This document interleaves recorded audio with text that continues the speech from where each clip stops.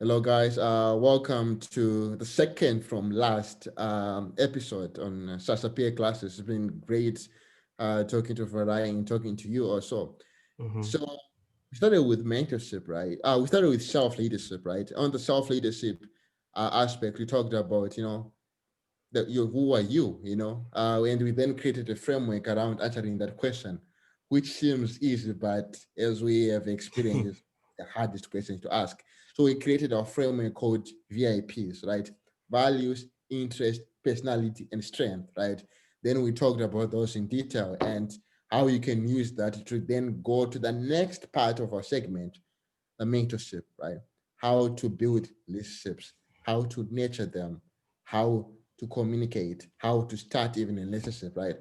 And then we built, we talked about ways in which you can actually like build and nurture relationships. Hmm. And then we ended up talking about the communication, which was sort of like the blanket or the umbrella to the mentorship program, right?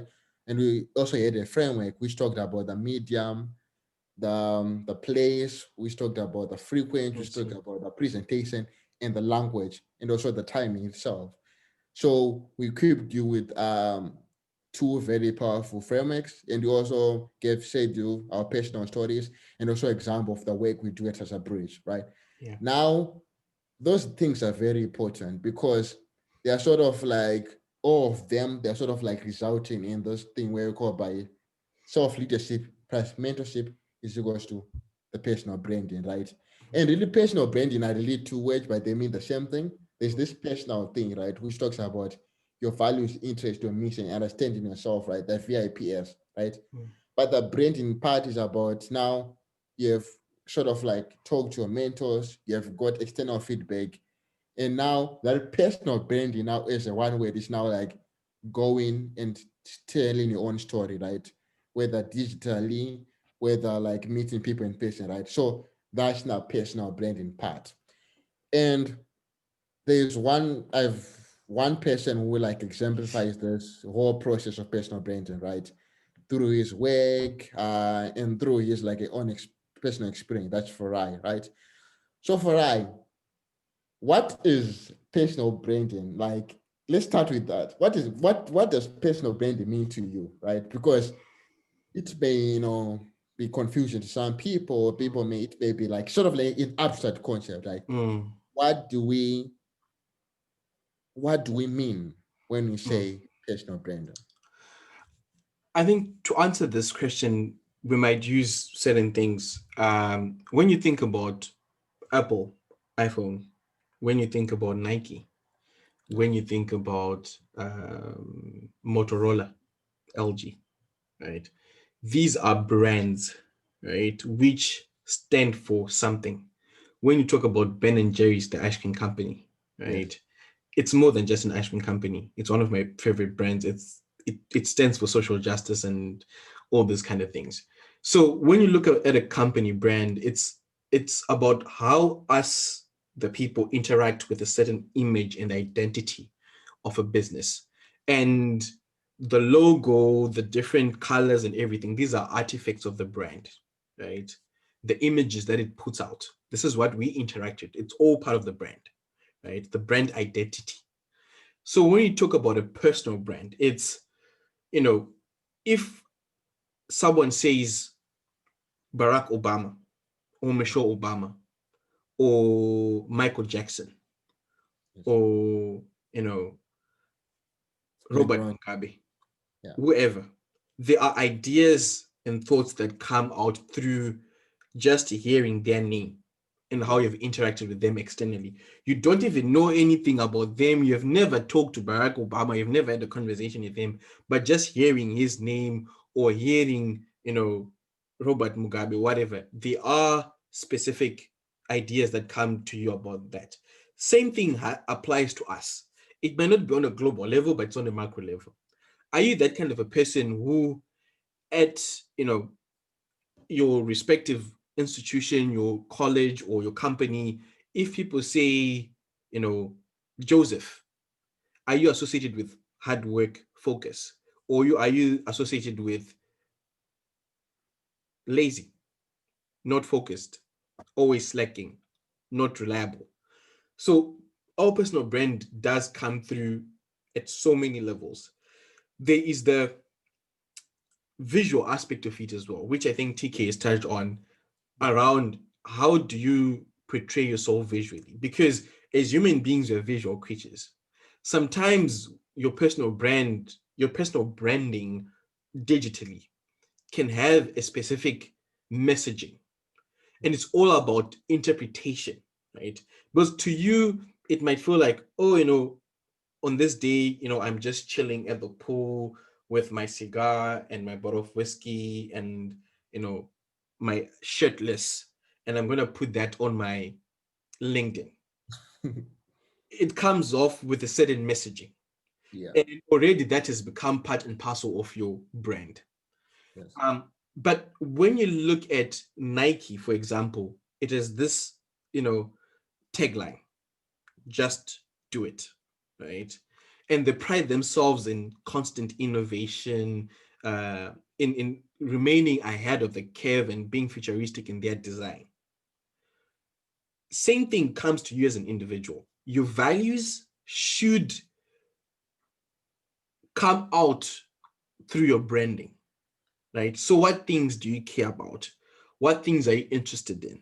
Through the kind of things that you post online or you share on your LinkedIn, or the kind of places that you're found, right? Because all this is part of your branding. So when it Yeah. comes to the idea of personal branding, it definitely has a lot to do with what we talked about in the very first topic about writing your own story. Yeah. The value of your brand is only going to be as valuable as the quality and the richness of how you articulate your story and what you stand for as an individual. But that Okay. is what the world values. The world values stories, right? Yeah. You know, So yeah, Apple Farai. is a story. Yes. It is a Steve Jobs story. Nike has a story. So what story do you bring in? I think that's very important. I think it's also we talk about this idea of learning through stories, right? And Yeah. you've started about stories. Mm. So in the in the name of learning, in the spirit of learning, what is your story? How did you create your own personal branding? I think for me, it has been a very, you know, again, it's a growth experience. It's been a journey getting to that place where I articulate what my branding is. Um, and I remember, first starting off this, venture in high school. And at that time, the branding had always been, oh, high school student, entrepreneur, CEO, right? Yeah. And I was 16 at the time, right? Yes.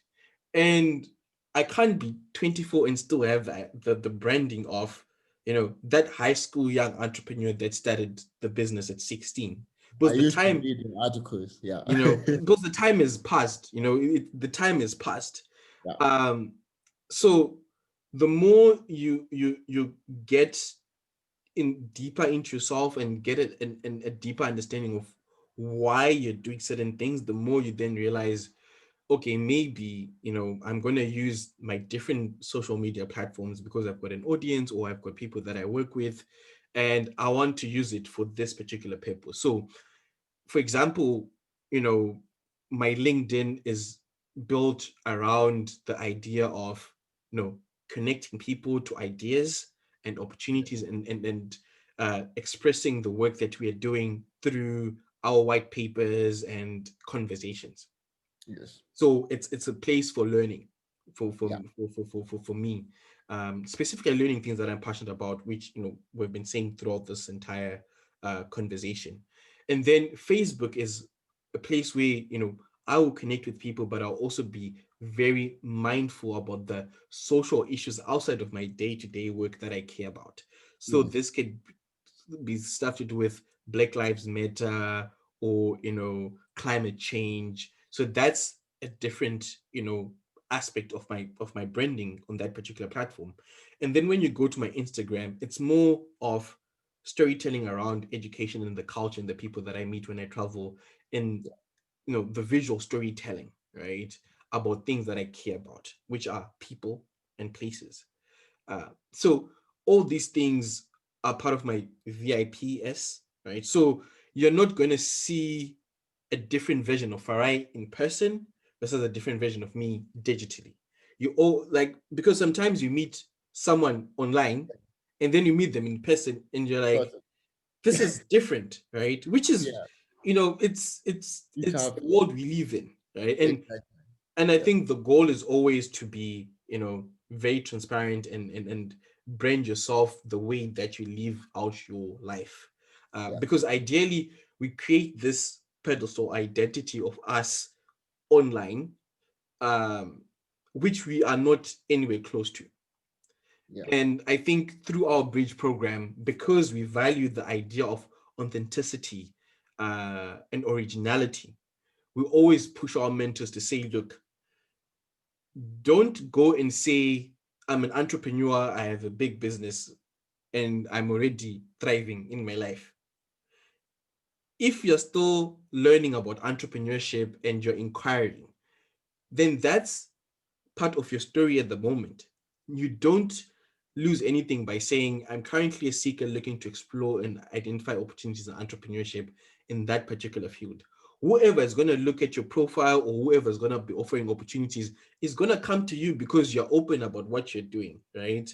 yeah, But also, you're not saying it from a victim mentality, you're saying it from a proactive, optimist inquirer. And that is someone that people need on their team. But yeah. if you say, I've already made it, then what's the purpose of connecting if you've already made it? So I think branding is all about having the courage to get the best idea of you out there, but also in a very truthful way. Yeah. I also love the idea of, that self awareness idea, Mm, that in this digital world, they're like, sort of like, although it's social media, the overall bracket, but mhm. it's really different places, right? Yes. Instagram is a different place, WhatsApp is a different place, Facebook, they're all different places. Like, Mhm. so I think it's also important when you're building your brand, even like when you're even meeting people in person, Mhm. that's a different place. To Yes. understand that concept of place that we've talked about when we're talking about mentorship, like there's a self-awareness that these are all different places, right? Mhm. So you have to understand the context of the place. So the last question I want to ask you, like, I think this is like a big picture question, right? Because Mm. it's so we also love, you know, talking about big picture question and also like making sure that our mentees are also like responsible in that way, citizens, right? Mhm. There's this, thing of privacy Mm. versus transparency, right? There's Yeah. always this sort of like a paradox which exists Mhm. when like how far can I brand myself? How far can I put myself out there, right? Yeah. And also this privacy and this transparency thing. For you, what is your idea on that privacy versus transparency? And what are the way in which like Shasha Bridge tries to make sure like sort of like demystify that paradox? I think one of the things that we tell our mentees when we come, because ideally we do this for our professional setting, you know, Yes. if you are sharing content for professional purposes and you share information that does not add any value to your audience Yeah. as a brand, like for example, you know, um, if I put on my LinkedIn story, now that there are stories everywhere on LinkedIn, on Twitter, and then I put that, oh, just spending time with my XYZ, or XYZ is sick today and I have to do this. Um, Sometimes it's your own private life information, right? As your professional stakeholder, the least I can just do is feel sorry for you. Yeah. Unless if it's, you know, very pressing in that particular situation. But, you know, you do get situations where we live in a world where people idolize things like, oh, look at my bank account, this is what I'm earning at this time, and you want to show that image, and everything is a target audience. Yes. But I think in pursuit of transparency in terms of what you're doing. It should be transparency of the process that creates value for the people that are your audience, Yeah. right? So what I mean by that is, if the level at which we interact is me at work creating a certain product, and I take a video of that product, or I write an article about that particular experience, then that's transparency. But the moment where, I take pictures with my kids at home, and we're in my living room and we're watching TV or whatever, yes, it's still attached to you, but now you are letting us into your private life. Yes. That does not have any value add to how we interact with your product or what you give us. So I think, as young people, and as we go out into the world and try to demystify these things, but there's a very thin line, right? There's a very thin line. That's why people with Instagram, for example, have that close friends list, right? It's for a particular reason. Yes. That's why you then get to say, oh, XYZ are my friends, so they can have access to this part of my life. And this part of my life, people can't have access to. That's why it is that privacy setting. Because not everyone that is looking at your information is there for audience sake. Some of people are it's literally a surveillance system.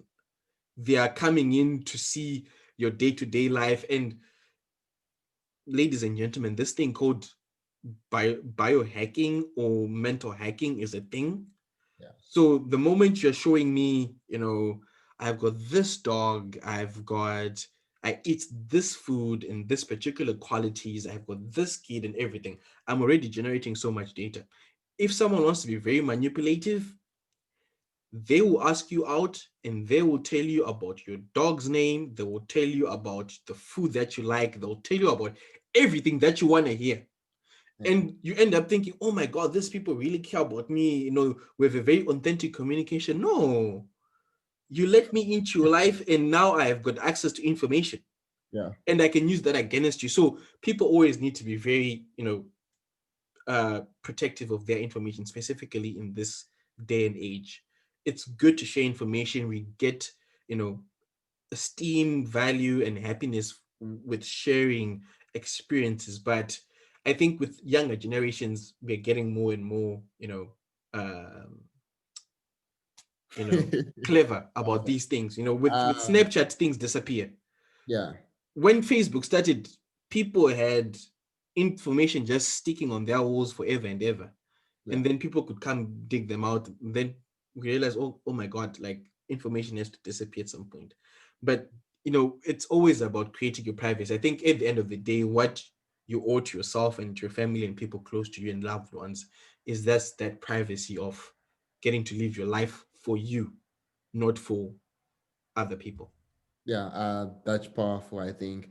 Understanding your audience and Mhm. also like making sure that private and security are very important, Yeah. especially also in personal branding. That's why I asked that Yes. question because Oh yeah, it's a it's deep all question. related. Yeah. Yeah. So thank you so much for this great conversation. It was Thank you.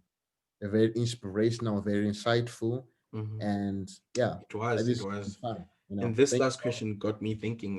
It's a Yeah. very interesting one. Yeah. Fine. Thank you so much for audience. It's Mm. been a pleasure, talking and having this conversation and sharing this content with you.